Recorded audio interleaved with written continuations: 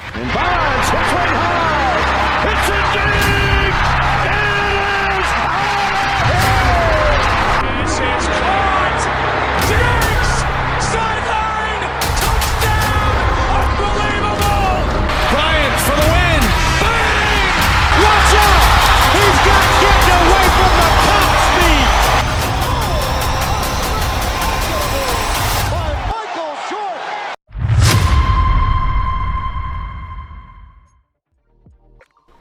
What is going on, everyone? Welcome back to another Sim Gaming Network video where it's all sim all the time. Today's video we are talking about a secret Madden 25 hack. I don't know if it's secret, it might be slept on is probably the better word, but I'm gonna go through and show you guys this hack and also everything you can do with it, because it's a big hack that has a couple parts to it that really makes it 1,000 times better than if you don't do these things. So we're going to go ahead and break all that down for your franchise gameplay experience. Before we get to that though, thank you for clicking on this video. I really appreciate it. And you know what? Clicking on this video, tuning into me, that makes you part of the SGN family. So you know what? Just make it official. Click that subscribe button if you haven't already. Appreciate you being here. Also, like the video if you like this content. If you learned something new or that you didn't know you could do, and this is something that you're going to put in your franchise to have a better experience, please like this video. Help other people find this content, and it really helps out my channel as well. I'm trying to continue to grow, and I've been working really hard bringing you guys content that I think you'll appreciate. So I appreciate your guys' support. Without further ado though, let's go ahead and dive in to this video. Now the big hack is gonna be for your franchise mode, guys. It's really simple but complex at the same time. Use your franchise mode as an offline franchise. Do not do online franchise. You know, there's really only one feature exclusive to online franchise that you do not get an offline franchise this year, and that's just the start today feature. But honestly, even though we're a couple weeks before the Super Bowl, it's not even worth it. It's still better to do an offline franchise, and here's why. Here's the big hack with several mini hacks, is when you are in an offline franchise, you can take control of another team at any given time. So all you do is you tap on your little touchpad on PlayStation. I don't know what the button is on Xbox, but you can go over and you hit a create new character. And this is very key. I'm going to show you all the things you can actually do with this at your disposal. It's a great tool. We're going to go ahead and take control of the Buffalo Bills, as they are they're a team I'm playing down the line here on my schedule. And you're just going to do their coach. You're not going to have to worry about anything like that. Just take control of the coach. Now, why do you want to take control of the CPU before you play? Well, there's a few reasons. The first one is going to be something that you're going to want to do if this is exclusive to using my slider setup. So if you don't, I apologize. I'll make it as quick as possible. For those of you who use my slider setup, this is kind of addendum to the sliders. You want to do this. We use auto subs to manipulate gameplay. Auto subs have an impact on gameplay, is without a doubt.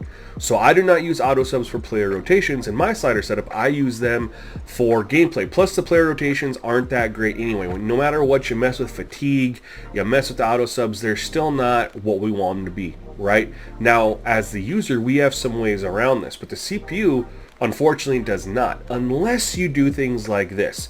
So the first thing we're going to do though is, because we use auto subs to manipulate gameplay, if you use my set, go ahead before you play the CPU, you're going to notice that if you load up the auto subs here, it is going to be all default, all 80/60. Now we use completely different auto subs for the manipulating the gameplay in my slider set. So set the auto subs for the CPU that you are running as the user, and then accept and continue out. So set the CPU to have the same auto subs as you do for the user. Why are we doing this? Well, it was recommended to me to match it up, and I did it, and honestly it just made the gameplay tighter and more challenging. It has a huge impact on the defense. I really enjoyed it, and now I liked it so much I'm recommending it. So that's the first thing we're going to do. If you do not use auto subs to manipulate gameplay like I do, the other reason you're going to want to take control of the CPU and hack in is, we know that running back rotations are really, really bad. And the way you can get around this is you can go into when you're controlling the CPU and you can go to their depth chart and you can take a look and figure out why are the running back rotations really bad. Well, the Bills have James Cook starting as their number one running back, and if you go over to their power back, it's Ray Davis, which is good. The Bills are set up decently, and then you have James Cook as your third down running back. That's pretty good. However, there's still another problem. You're going to want to do that no matter what. Make sure that the third down, power back, starting running back, there's some differences there, right? Once you have done that for the CPU, the next thing you need to do is extremely important. You're going to head over to manage staff, and you are going to go down to their formation subs, because unfortunately, even if you have a different running back at the third down back and the power back, we all think of I formation as a power formation, but look, James Cook is in here in the slot. We switched to the I formation pro. It's James Cook. We're running out of the I formation, and the only one that has Ray Davis in there is the tight formation. So 2 of the 3 I forms is still James Cook. And you go down, strong I is the one that you would think would be another power formation. No, it's James Cook. So even though we have a different running back in our power formations, it's still James Cook. So what you can do is you can just quickly grab and switch it to Ray Davis. Now Ray Davis is going to be in on all the strong I. Well, there's only one set there. But you could go over to I formation, and you could go ahead, and now he's going to come in here for all the I formation for all those plays. And I would put him in there so he's in here on all I formation plays. There's just your Ray Davis right there. But you go to single back, this is going to be, of course, all James Cook. And you want to look at how many sets you have here. We got 1, 2, 3, 4, 5, 6, 7, 8. I would go ahead and pick 3 of these and give them to Ray Davis. It doesn't really matter which ones. I would probably do more of the power ones, so like the wing set, I would go ahead and I'd swap it over to Ray Davis. And we could go down to wing pair, and I could swap out James Cook for Ray Davis. And we could go up and do wing tight, because again, these are more of the power runs. There's one wide receiver, a bunch of tight ends.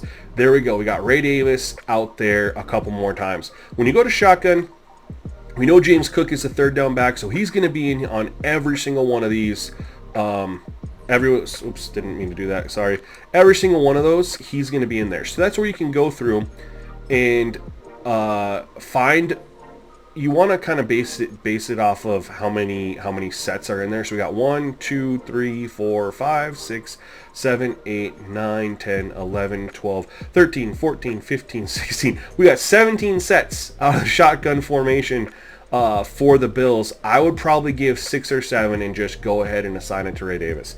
This is how you are going to get really good running back rotations from the CPU. By the way, goal line actually has Ray Davis in. That's one of the few for power. But you could see if you didn't touch this, Ray Davis ain't touching the ball. He is not touching the ball even though he's in the game. That's how bad the default power, power back and third down back get assigned to plays. If you want to do some fun stuff with their defense or other positions, you can go ahead and do that too. The main one I focus on is running back, because that's the most noticeable one, the one we care about the most. That is extremely important. The other thing you want to do here is in the same managed staff is you can go to team schemes. And why is this important? Well, there are a few teams in the game that have horrible run-pass ratios. The Kansas City Chiefs, the Cincinnati Bengals, the Baltimore Ravens, the Detroit Lions. There's just some teams with some really bad playbooks as far as the run-pass ratio. This is where you can do one of two things. Now sometimes with these teams, switching the scheme is all that's needed to get them to run the ball a little bit more. For example, the Baltimore Ravens, if we scroll over to the Baltimore Ravens, which you can view other teams, you can't change unless you're taking code and coach. They are running a spread offense. They hardly run the football. If you switch them over to the pistol scheme while keeping their playbook, they will run the ball a lot more.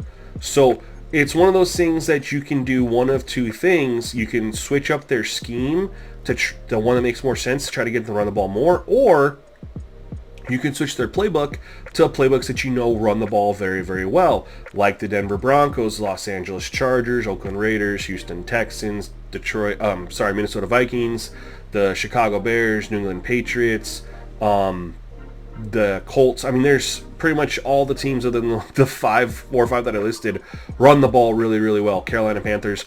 You can do one of those two things there. You obviously want to change your playbook before you do the formations. This gives you a whole other level of control from the CPU team you're about to face. The final thing that you're going to want to do is, and I don't know if this is patched, I'm going to recommend this because I have not heard that this is patched yet. I knew it was an issue, is that the way Madden does their depth charts and how players line up on the field is that when you have cornerback 1 and the way he lines up, the way they have it set up is he lines up over the number 2 wide receiver, and your number 2 cornerback lines up over the number 1 wide receiver. And so this is where you can go ahead and swap your number 1 to the number 2 spot to make sure your best corner is lining up against their best wide receiver. Now, the really cool part about this is, you know, ultimately once you get kind of in a rhythm and you understand what you're going to do for each team, this takes about 5 minutes. And the cool part about it is it takes 5 minutes, and then once you've set up their depth chart, their formation subs, their auto subs if you're using my sliders, then all you have to do is go to options, go and hit retire. Everything that you just did will stay until the week is advanced. Once you advance a week, it all gets reset to the coach default. Auto subs will revert, their depth chart will revert, their formation subs revert. So you have to do it every single week. But it sticks. You can take control, tune up the CPU to get it, you know, to how they should be ran anyway, and it's going to amplify your experience so much. I really don't think a lot of people know about this or utilize this. And again, it sounds like a lot, you guys. It takes 5 minutes. And the difference in the gameplay experience is 100 times better, and it's worth it. It's 100% worth it. I wouldn't be bringing you guys a video if it wasn't worth it. So this is the franchise hack, man. If you haven't been doing this, do this right now and let me know what you think of the experience that it gave you in the comment section below. Otherwise, guys, that's it for this one. And as always, stay tuned to the next one. Peace.